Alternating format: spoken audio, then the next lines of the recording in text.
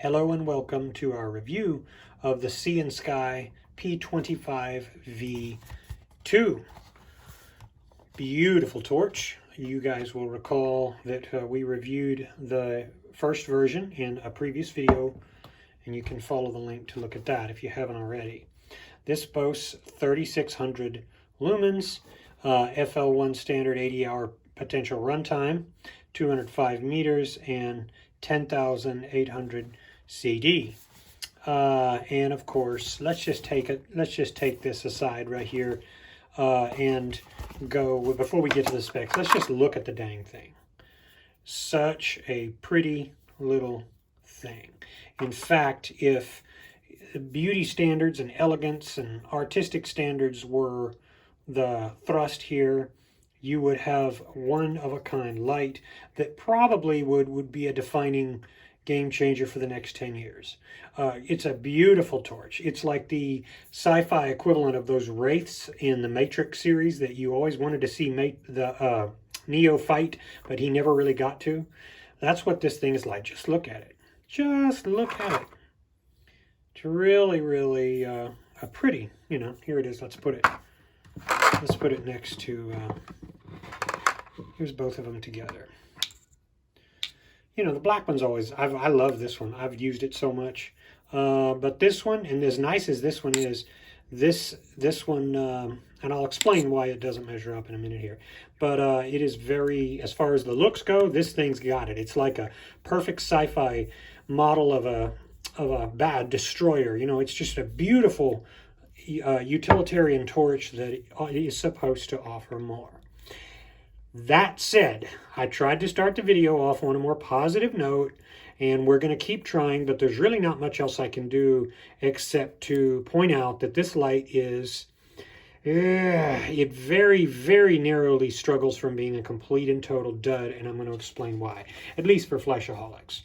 So you have the Type-C charger, you have all of this fun stuff, extra tail cap, the little thing that comes on the clip, and then somewhere here is the battery blocker. You don't care about this sort of stuff. The case, let's look at the case. The instructions really quick. They're nicely written, and I'll let you, let's just use the box.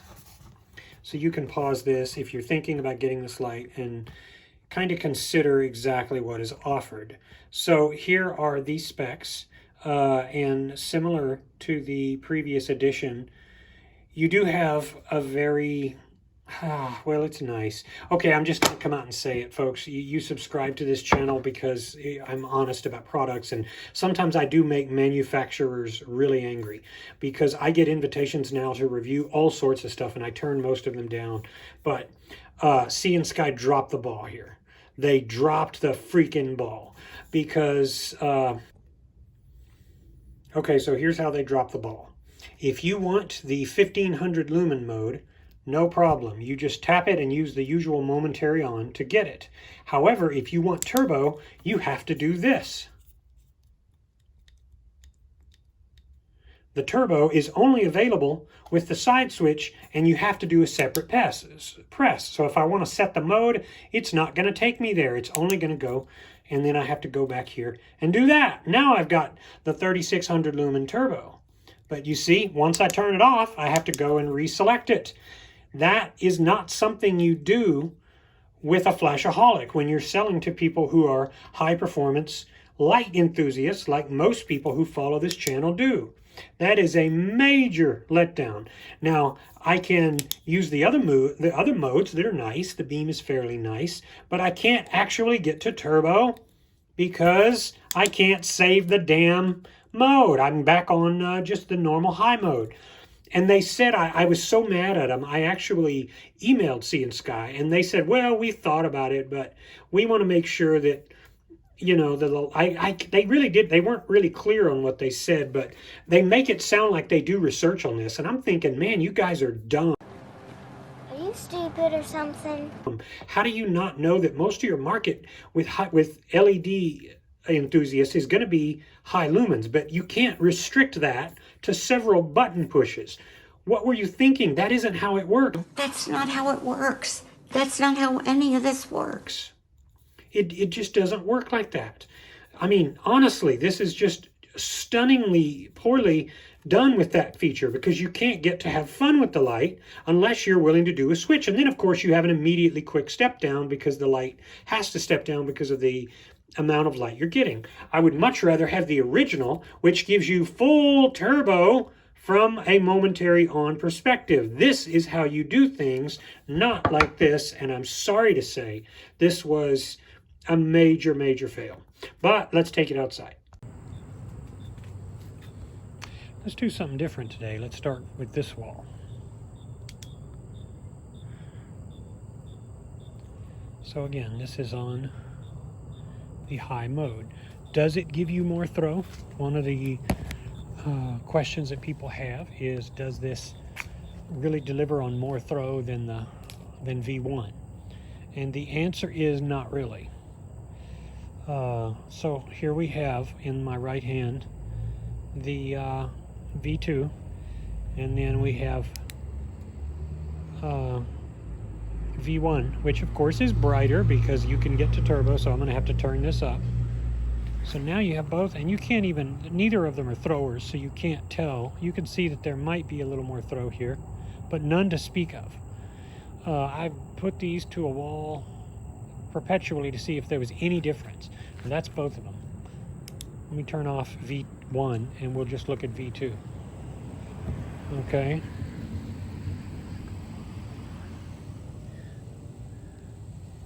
So here we are. I think it's 50 lumens, and then 200 lumens, and then 900 or 800, and then 3000.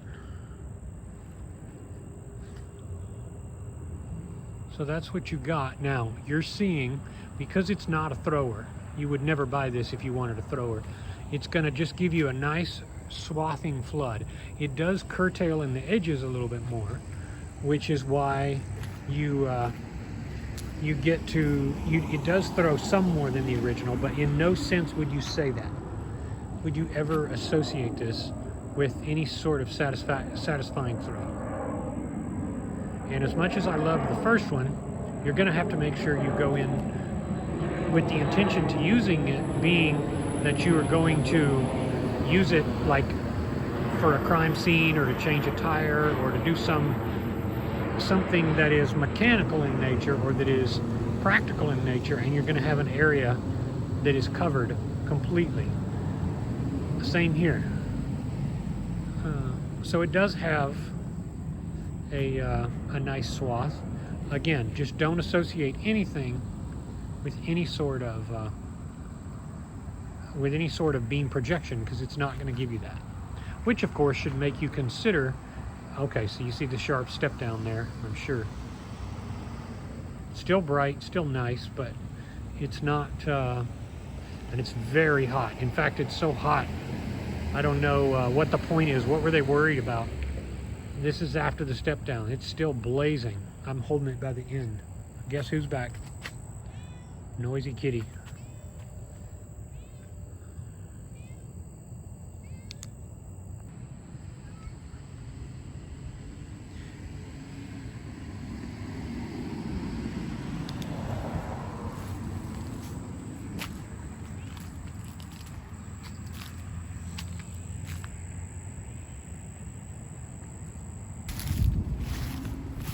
I do not like lights that police me, that try to get me to not use a mode because the manufacturer is worried that it's going to burn up or something.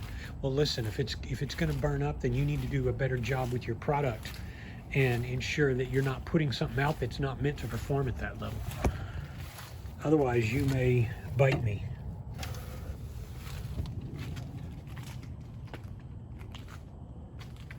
Okay, let's go back to turbo.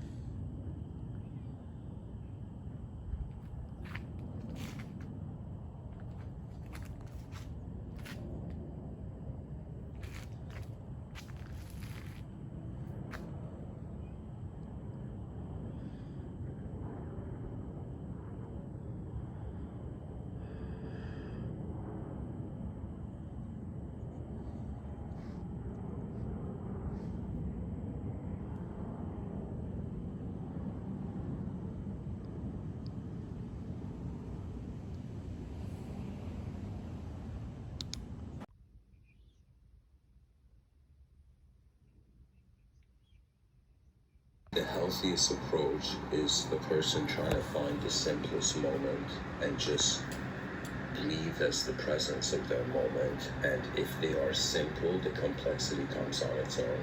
But if a person wants to dabble with the complexity of the inner realms, I would encourage people. They did themselves a huge disservice, Cyansky did, with this light by not allowing a good user interface with turbo available as momentary. I get mad enough, you know, I'm pretty outspoken. I get mad enough when people tell me to double click for turbo. I've gotten rid of every light that has that. You don't tell me double click for turbo. You don't even, so if you get the wrong UI and they really messed it up here, then naturally the light is not going to be a keeper. However, if that doesn't bother you, then more power to you. I would have no problem recommending the brand to you. But sadly, I think they missed the boat so badly on this one that I don't even intend to keep the light. I'm gonna gift this one, I think. So anyways, you guys have a good night. Could we move along?